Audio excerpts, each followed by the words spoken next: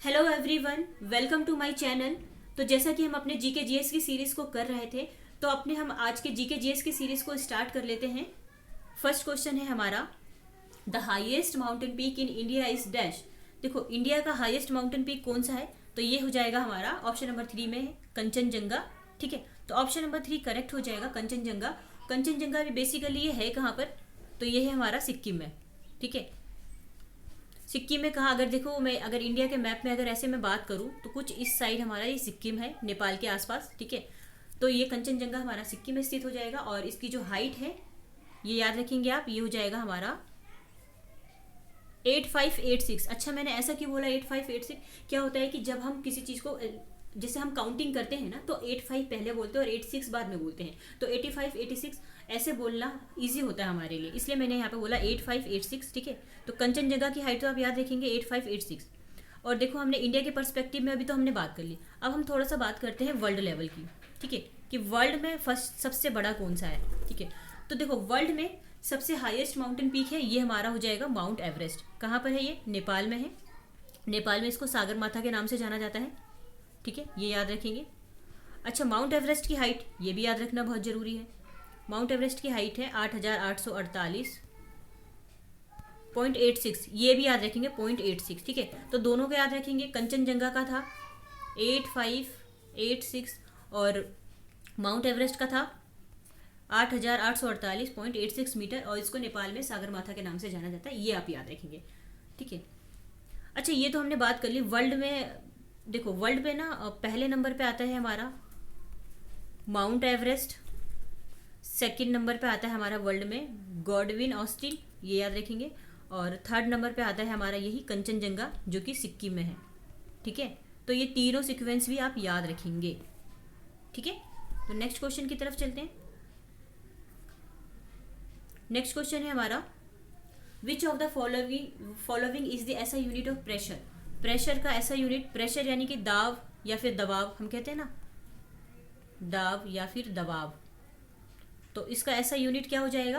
तो इसका ऐसा यूनिट हो जाएगा हमारा पास्कल। दाब का ऐसा ही मात्रक ये पास्कल होता है। ठीक है, ऑप्शन नंबर 4 करेक्ट हो जाएगा। नेक्स्ट क्वेश्चन की तरफ चलते हैं।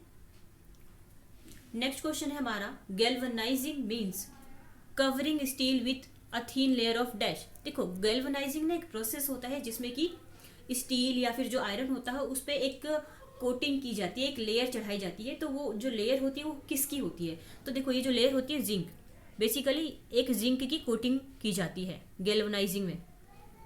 ठीक है, अच्छा ये जिंक की कोटिंग की क्यों जाती है? ताकि जो भी हमारा स्टील है या फिर जो हमारा आयरन है उसको जंग से बचाया जा सके। ठीक है, तो जंग से बचाने के लिए और जो भी स्टील या आयरन है उसकी जो उसको टिकाऊ, ज़्यादा टिकाऊ बनाने के लिए इस पर एक जिंक की कोटिंग की जाती है। तो ये जो कोटिंग की जाती है इस प्रोसेस को ही गैल्वनाइजिंग कहा जाता है। ठीक है, आप ये याद रखेंगे, ऑप्शन नंबर 2 हमारा करेक्ट हो जाएगा। ठीक है, तो नेक्स्ट क्वेश्चन की तरफ चलते हैं।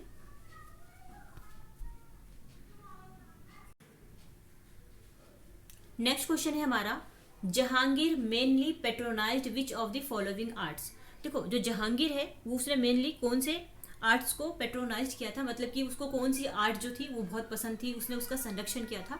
तो देखो जो जहांगीर था ना उसको पेंटिंग बहुत पसंद थी। ऑप्शन नंबर 1 में हमारा पेंटिंग बताया गया है, ड्राइंग के बारे में, पेंटिंग के बारे में। ठीक है, तो उसको पेंटिंग बहुत ज़्यादा पसंद थी और इसने अपने शासनकाल में, जब ये अपने टाइम पीरियड में था, जब इस अपने शासनकाल में था, ठीक है, तब इसने क्या किया था, पेंटिंग को बहुत ज़्यादा बढ़ावा दिया था। ठीक है, तो ऑप्शन नंबर 1 याद रखेंगे। अच्छा यहाँ से एक इंपॉर्टेंट चीज़ आप ये याद रखिए कि देखो यहाँ पे मुगलों की बात हो रही है ना, तो बहुत सारे मुगल हैं, बच्चे कंफ्यूज होते हैं कि कितने सारे हैं, कैसे याद रखें। मैं आपको एक ट्रिक बताती हूँ जिससे कि आप सारे मुगलों को याद रख सकते हैं। ये ट्रिक हालांकि हिंदी में है और ये एक वर्ड है, आप इस वर्ड को याद रख सकते हैं। ठीक है, बाहू अजशाओ। ठीक है, याद रखना है, पहले बाबर, उसके बाद हुमायूं, फिर अकबर, फिर जहांगीर जो कि यहाँ पे मेंशन है, फिर शाहजहां, फिर औरंगजेब। ठीक है, तो ये याद रखेंगे, बाहू अजशाओ, इस वर्ड से आप ये सारा बाबर, हुमायूं, अकबर, जहांगीर, शाहजहां, औरंगजेब। ठीक है, इस क्या फ़ायदा होगा आपको कि आप एक सीक्वेंस वाइज याद रख पाएंगे और आप ये भी याद रख पाएंगे कि हुमायूं के पिता बाबर, ठीक है, अकबर के पिता हुमायूं, ऐसे करके आप याद रख पाएंगे। ठीक है, तो नेक्स्ट क्वेश्चन की तरफ चलते हैं। नेक्स्ट क्वेश्चन है हमारा, विच of the following is a rain fed river. कौन सा एक रेन फेड रिवर है? क्या होता है ये रेन फेड रिवर? देखो, रेन फेड रिवर बेसिकली कहूँ ना तो बरसाती नदी या फिर एक ऐसी नदी जिसमें कि 12 महीने या फिर सालों भर पानी रहता है, चाहे यहाँ पानी का आने का कोई भी सोर्स हो। ये जैसे हो सकता है कि ये किसी हिम नदी से आ रहा हो, ये पानी किसी बड़ी झील से आ रहा हो, या किसी और बड़ी नदी से आ रहा हो। ठीक है, तो क्या होता है बेसिकली इस टाइप की जो रिवर होती है ना, उसमें सालों भर पानी होता है, तो इसको कई बार 12 मासी नदी भी कहा जाता है, बरसाती नदी भी कहा जाता है, बरसात का पानी भी होता है इसमें। ठीक है, तो इनमें से कौन सा एक रेन फेड रिवर है? तो देखो, हमारा जो पेरियार है ना, ये एक रेन फेड रिवर है। ठीक है, बरसाती नदी है जिसको हम कहते हैं ना 12 मासी, या फिर कई बार इसको पेरेनियल नदी भी कहा जाता है। ठीक है, तो ये हमारा ऑप्शन नंबर 3 करेक्ट हो जाएगा, पेरियार। और ये बेसिकली है कहाँ? तो ये है केरला में, पेरियार नदी है केरला में। और ये जो पेरियार नदी है ना, केरल की सबसे लंबी नदी है, ये भी याद रखेंगे। जो केरल की पूरी अर्थव्यवस्था है ना, इस नदी पर ही टिकी हुई है, और इस वजह से ना इसको लाइफ लाइन ऑफ केरल भी कहा जाता है। ठीक है, पेरियार नदी को लाइफ लाइन ऑफ केरल, यहाँ लिख देती हूँ मैं, लाइफ लाइन ऑफ केरल कहा जाता है। ठीक है, तो ये सारे आप याद रखेंगे, और केरल की सबसे बड़ी नदी है, ये भी याद रखेंगे। नेक्स्ट क्वेश्चन की तरफ चलते हैं। नेक्स्ट क्वेश्चन है हमारा, Brihadeshwara temple is located in which state. Brihadeshwara temple कहाँ पर स्थित है? तो ये देखो तमिलनाडु में स्थित है, ऑप्शन नंबर 1 करेक्ट हो जाएगा। तमिलनाडु के भी तंजावुर में स्थित है ये बृहदेश्वर टेम्पल, यहाँ लिख देती हूँ मैं, तंजावुर में स्थित है ये। और इस मंदिर को ना राज राजेश्वर के नाम से भी जाना जाता है, राज राजेश्वरम। और ये जो मंदिर है ना, ये एक हिंदू मंदिर है, और ये मंदिर भगवान शिव जी को समर्पित है। ठीक है, और इसका जो निर्माण करवाया था वो करवाया था चोल सम्राट राजा राज चोल फर्स्ट के द्वारा। ठीक है, इस वजह से भी ना इसको राज राजेश्वर भी कहा गया है। ठीक है, तो राजा राज चोल फर्स्ट ने इसका निर्माण करवाया था। तो ये सारे एक्स्ट्रा फैक्ट याद रखेंगे।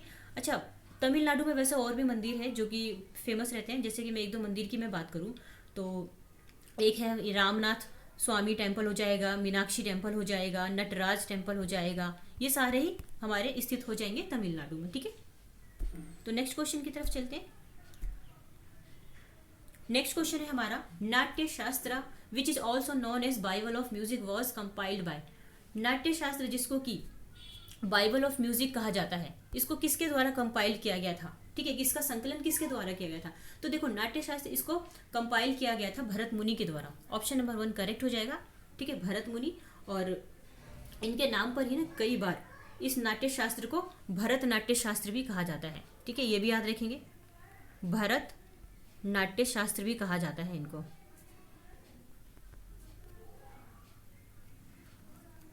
ठीक है, तो नेक्स्ट क्वेश्चन की तरफ चलते हैं।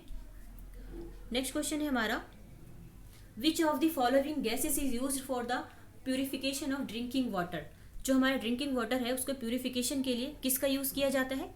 तो देखो, जो ड्रिंकिंग वाटर होता है ना उसके प्यूरिफिकेशन के लिए क्लोरीन का यूज़ किया जाता है, ऑप्शन नंबर 2 करेक्ट हो जाएगा। ठीक है, अच्छा, यहाँ से हम कुछ रिलेट कर सकते हैं कि, अच्छा आप ये याद रखिए ना, क्लोरीन का जो सिंबल होता है ये Cl होता है। ठीक है, और कुछ तो यहाँ से रिलेट करने वाली चीज़ नहीं है। और दूसरा देखो, सिंबल हमने याद रखा, ये Cl होता है, और इसका एटॉमिक नंबर होता है 17, ये भी आप याद रखेंगे। ठीक है, तो नेक्स्ट क्वेश्चन की तरफ चलते हैं।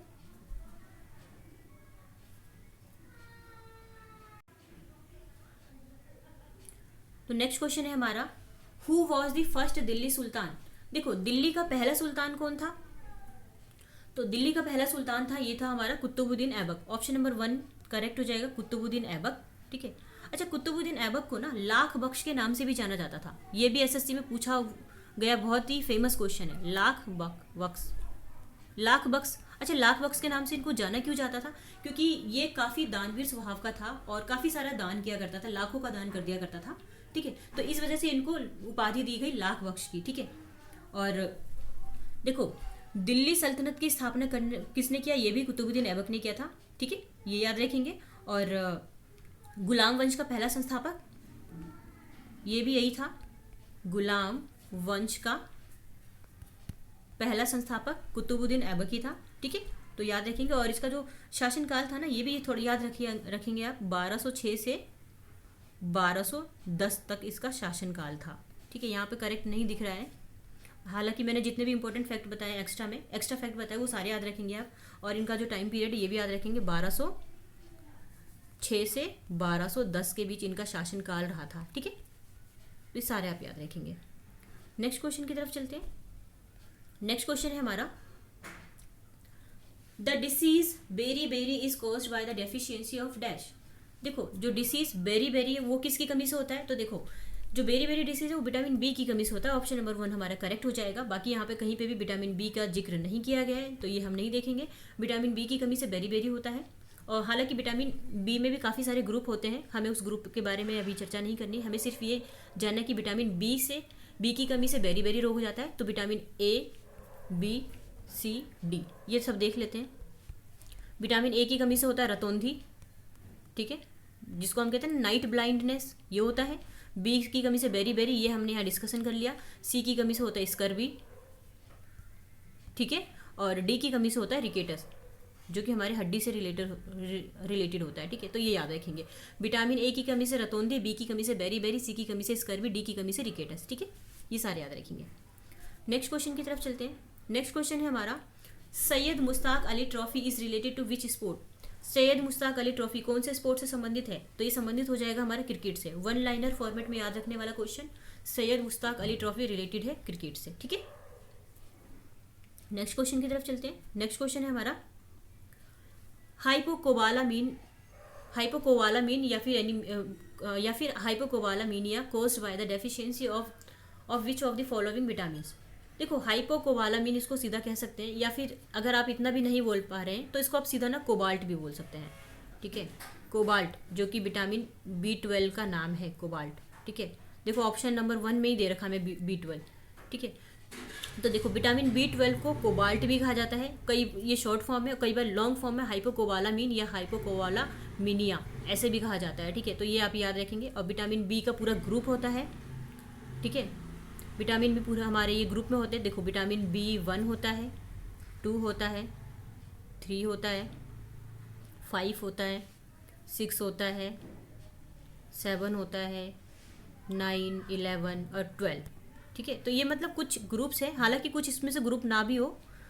आई थिंक इसमें से 6 नहीं, ये सारे ही ग्रुप में है विटामिन बी के।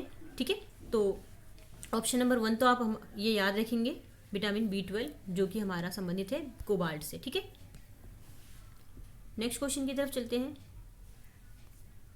नेक्स्ट क्वेश्चन है हमारा, विच of the following is the highest peak of south India. अब देखो अब तक तो हमने हाईएस्ट पीक की बात की थी, अब यहाँ पे पूछा गया है highest peak of south India. South India का हाईएस्ट पीक कौन सा है, तो देखो ये हो जाएगा अनाईमुडी। है कहाँ पर, केरल में स्थित है ये अनाईमुडी। ठीक है, और इसको कहा जाता है Everest of south India.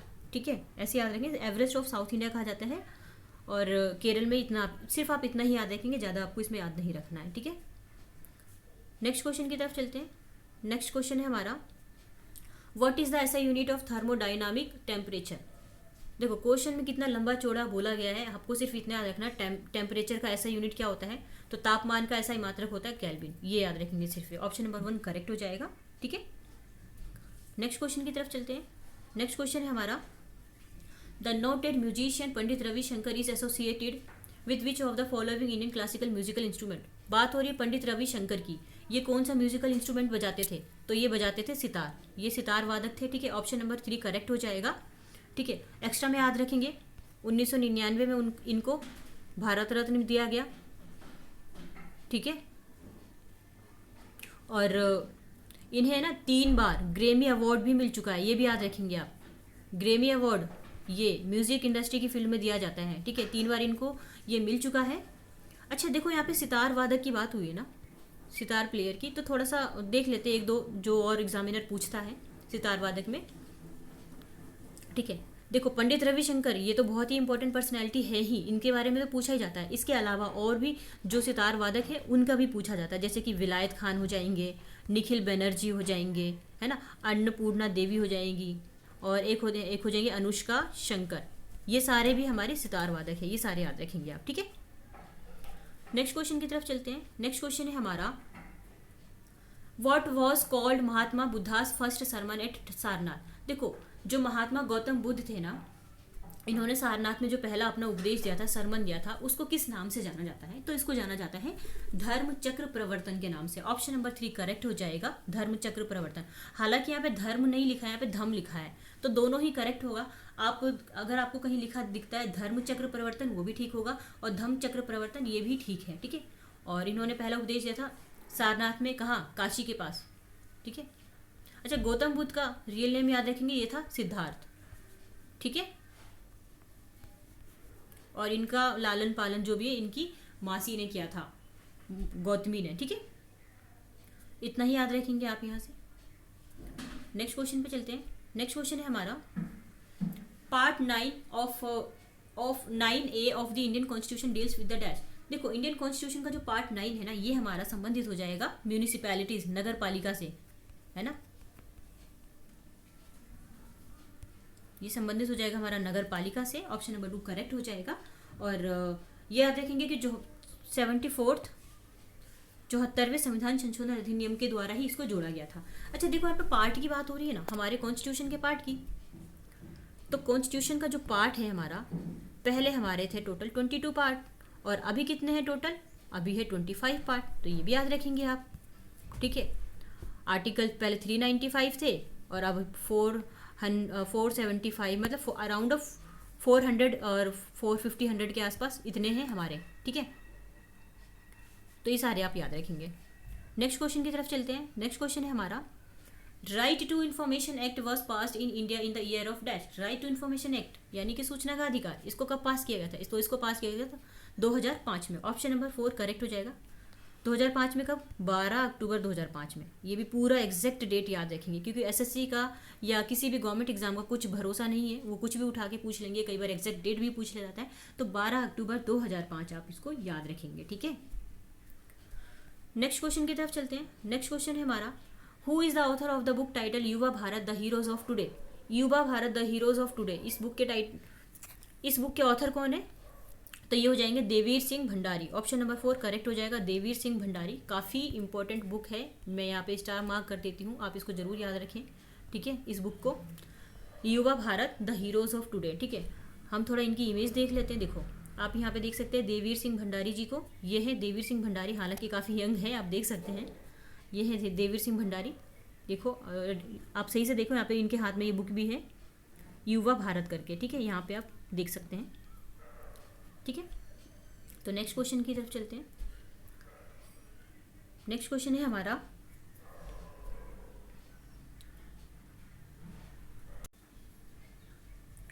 Article 371A of the Indian constitution refers to the special provision related to the state of dash. देखो, आर्टिकल 371A की बात हो रही है यहाँ पे। ठीक है, आर्टिकल 371A जो कि स्पेशल प्रोविजन देता है कौन से स्टेट को, कौन से स्टेट से रिलेटेड हो जाएगा हमारा आर्टिकल 371A? तो ये रिलेटेड हो जाएगा नागालैंड से। नागालैंड जिसकी कैपिटल क्या है? कोहिमा, है ना। ठीक है, तो आर्टिकल 371A नागालैंड को एक स्पेशल प्रोविज़न देता है। ठीक है, अच्छा, इसके साथ में और आप क्या याद रखेंगे? आर्टिकल 371, यहाँ नहीं, मैं फिर से लिखती हूँ। देखो, आर्टिकल 371A, 371B, 371C, ये याद रखेंगे। तो देखो, ए तो हमने पढ़ लिया, नागालैंड से है।